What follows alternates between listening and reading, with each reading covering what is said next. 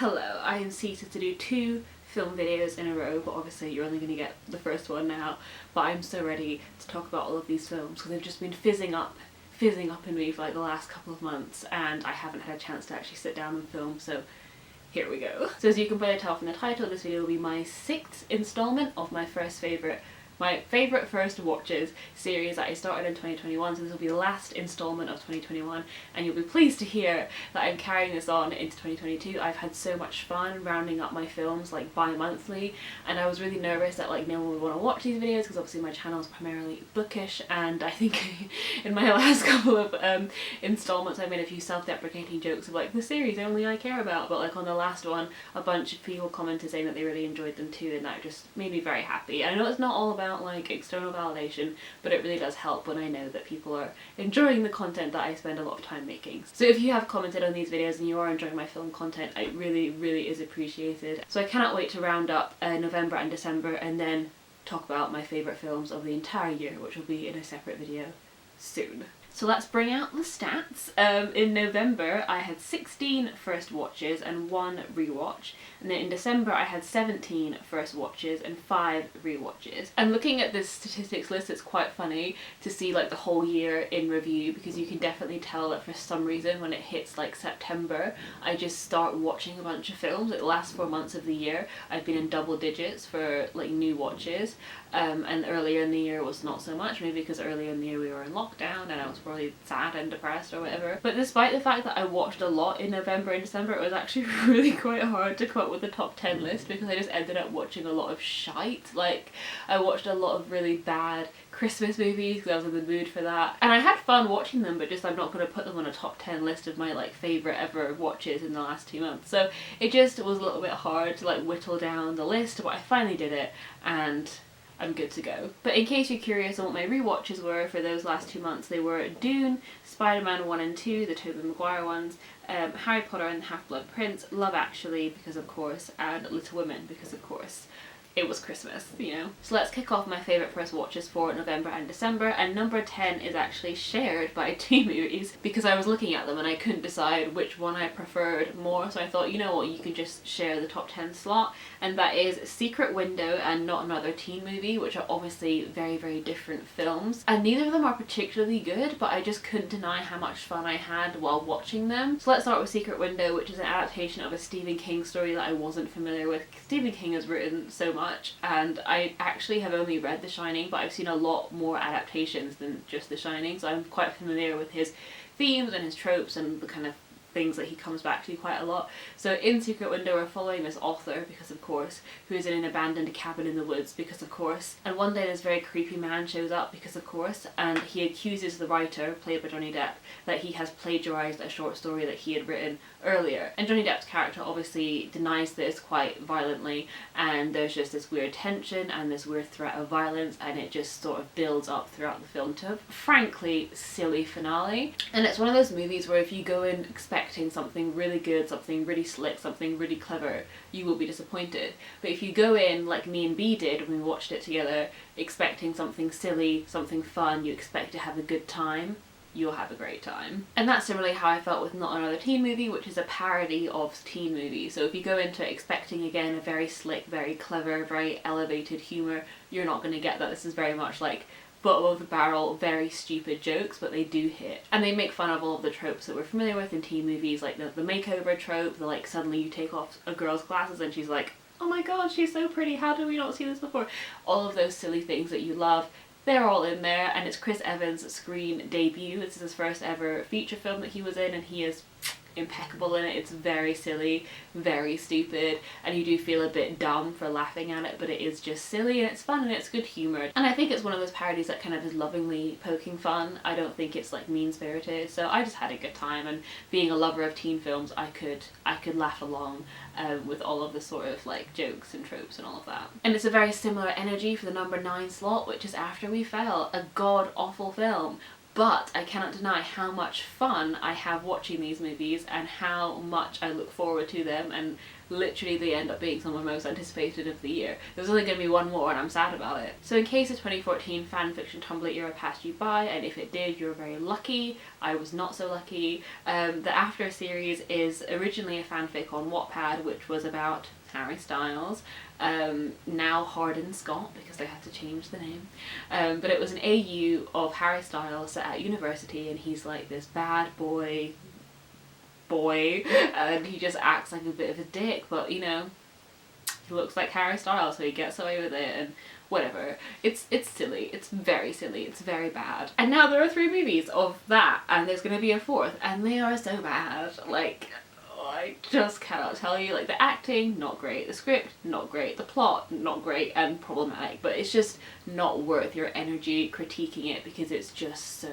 fun to just sit and watch, you know? And what's especially funny with this one is that they had to recast a bunch of characters, so me and B had to keep pausing it every 5 minutes. You're like, okay, who's that? Who's that? Who's that? As if it was the most complex piece of media we'd ever seen. It was really quite ridiculous, but it was just, and I cannot stress this enough, so fun. So do not judge me for putting this at number 9. At number 8 we have The Harder They Fall, which is a Netflix film, I believe, or I watched it on Netflix. And it's a sort of revisionist western cowboy history, and it has an all-black cast, and it is just so much fun. It is so stylish, the camera work is impeccable, the costumes are great, the colour of it and the energy and the music, all of it is just really, really wonderful. And of course it's drawing comparisons to Tarantino. That is the most obvious sort of modern spaghetti western sort of punchy soundtrack and visuals that we've seen, especially with the level of violence that there is in The Harder They Fall. But it still does manage to feel distinct in its own voice. And I'm really not a fan of westerns, but I think the music and the performances and just the fact that it feels really fresh and such a love letter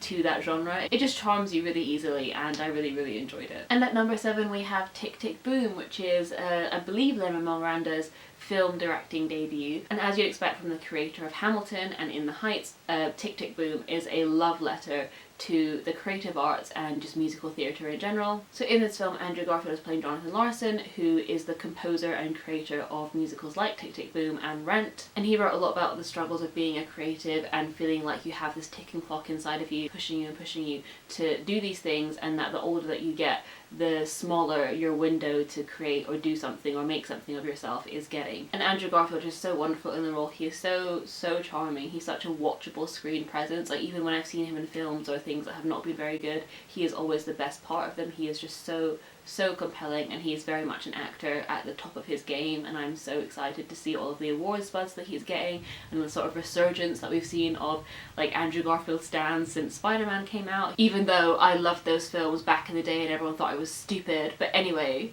they're now getting a new appreciation because everyone saw him in No Way Home and were like, oh, Andrew Garfield was always good actually. And I'm like, yeah, I know that. I was out here alone in the trenches defending The Amazing Spider-Man, and like no one would have it. But anyway, I'm not bitter about it, it's fine. So while Andrew Garfield is the undoubted star of Tick Tick Boom and very much the reason I would watch it, I would recommend it to people, I really did appreciate the themes of the struggle of being a creative. As you all know, I have been feeling that struggle in the last year since graduating from film school, and yeah, I just thought it was really, really well done and really creatively filmed, and I just want to see more musicals on screen. I'm ready for that renaissance, because I just love musical theatre, man. I don't know what else to say. And number 6 is Spontaneous, and I've probably put the poster up, and I forgive you for thinking, Anna, have you made a mistake? Because this poster is just horrendous. It is so bad, and I remember seeing people log it on Letterboxd like a year ago being like, what is that? Like, what is that? Is that like a fan-made like student film that someone has accidentally gotten onto Now TV or something? Like, is that a mistake? And the answer is no. It's actually a very good and very sweet coming-of-age drama that I really, really enjoyed and wasn't expecting to, and if you can look past the poster, I'm sure you might enjoy it as well. So Spontaneous takes this theme that we've seen definitely before in coming-of-age cinema, and also just wider films in general, that you've got to live every day as if it's your last. That sounds very cliche, but Spontaneous really manages to breathe new life into that theme. So we're following a senior class in the few weeks leading up to graduation, and suddenly some of the senior class just start to spontaneously combust. They literally just start to explode at random moments, and it's just not clear what is causing this and how to stop it from happening. And this spontaneous combustion is only affecting teens that are like weeks away from graduating. So again, the phrase "we've just got to make it through to graduation" is one that we've heard in many teen films, but now that has a much more weighted meaning and the stakes are so much higher. And that's how the film sort of takes these old familiar tropes and themes and breathes new life into them. And spurred on by everyone literally exploding, this boy confesses his love for the main character. I've forgotten both of their names because of course I have. And their romance develops like while all this chaos is happening. And their romance was just so sweet, and that's what made the sort of stakes of everyone exploding feel so much higher, because I genuinely believed in this like really sweet and like pure relationship that was just really lovely. And given the premise I just laid out, you are always wondering like, okay, like when is the relationship like literally gonna explode? Ending does let it down slightly for me. I think it has this weird monologue at the end about just like live every day as if it's your last, and it's quite cliche, and I think it really does a disservice to like the originality and the creativity of the beginning part of the film.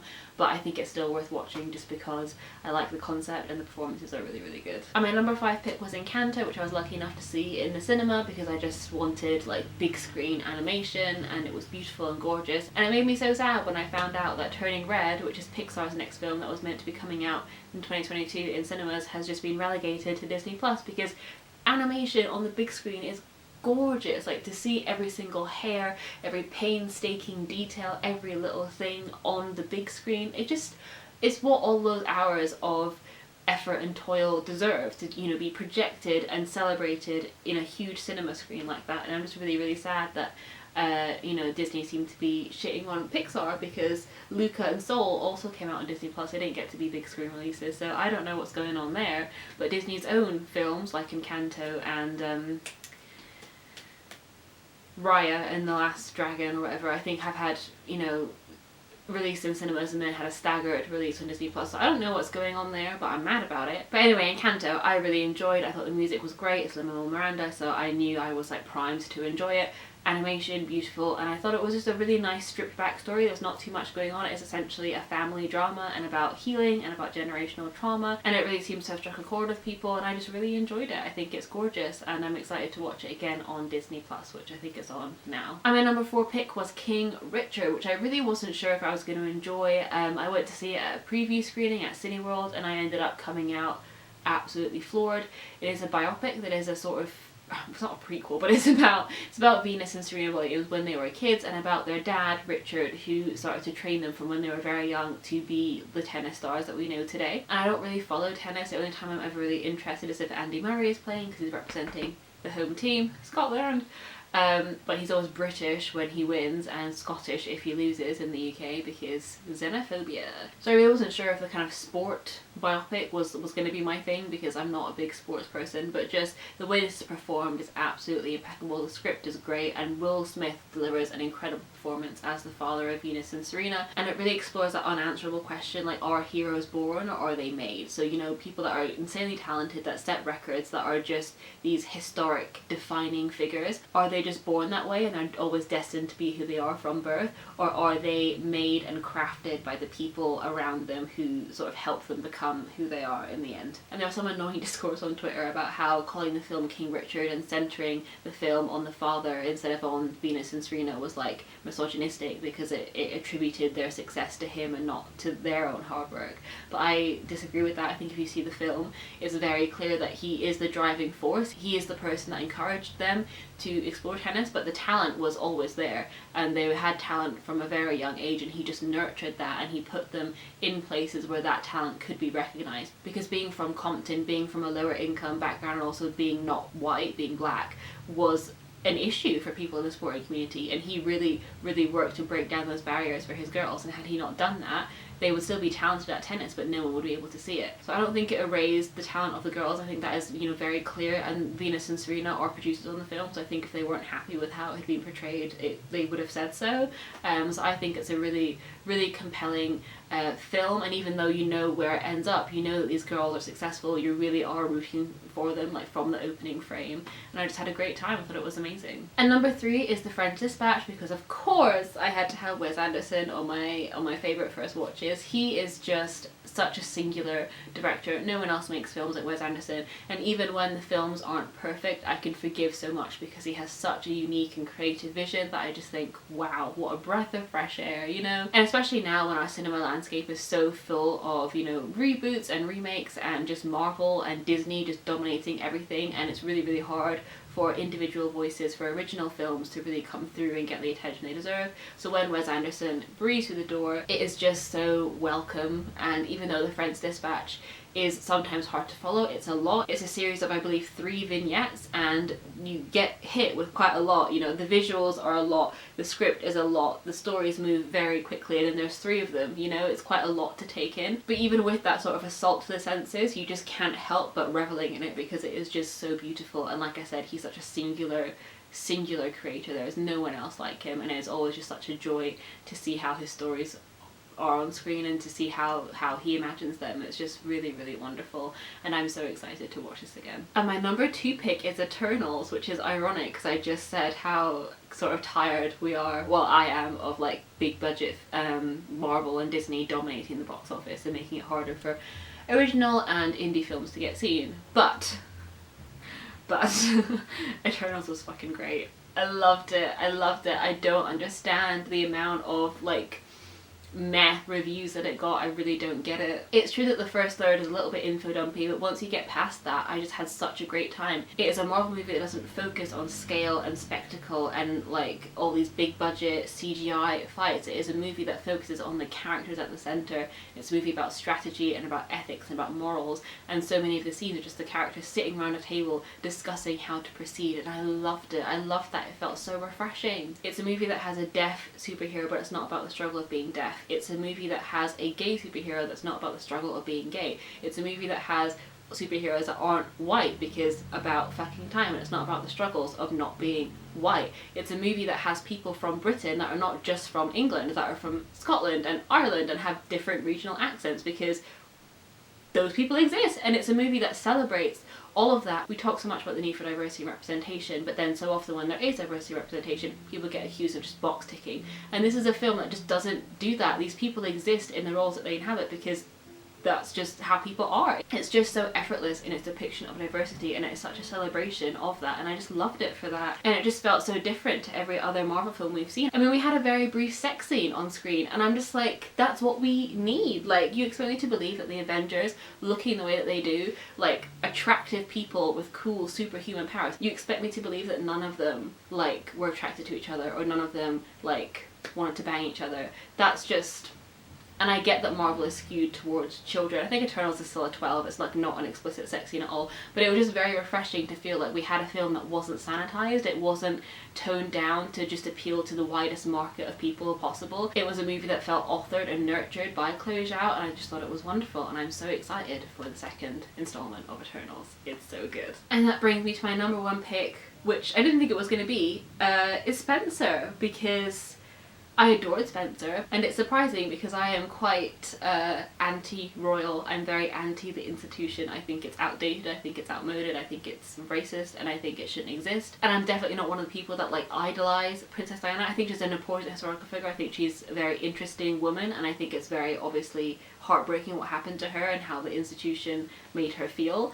And Spencer is an exploration of all of that. And it goes past the obsession that this country has with Princess Diana. It's like, oh, isn't she amazing? Isn't she a martyr? All of that. And it really does critique the rot at the centre. And it's just beautifully, beautifully done.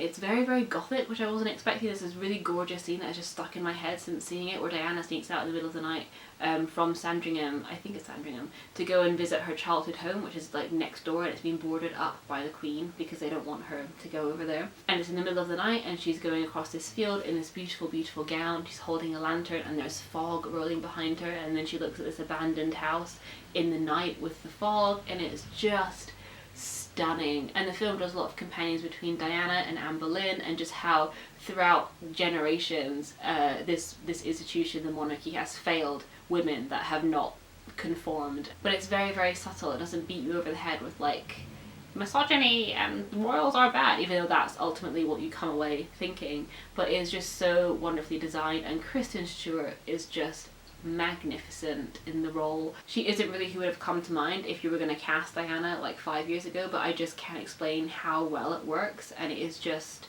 wonderful. And I know that ratings don't mean anything, but I gave it 4 stars when I saw it, and I just think that it is one that has had such a lingering presence that it probably deserves 5, and it is just, I just can't fault it. It's flawless. The way it's designed, the way it's performed, the way it's presented is just absolutely dreamy. It's so hypnotic, it feels like a waking nightmare, and it just really crawls under your skin, and that's why it's #1 in my favourite first watches for November and December. So thank you so much for watching this installment and for sticking through me throughout the entire year. This is episode 6, which means that we've done a bi-monthly episode for every 2 months of the year, and I've seen so many great movies and I've really loved sharing them with you and talking about them, and I'm really excited to get into 2022 and share some more with you, because that's what I want to do. God. I always lose my train of thought when I get to the end because I've just said too many words, I've just spoken too much, and it's But anyway, thank you so much for watching, and I will see you soon with another video soon. Bye.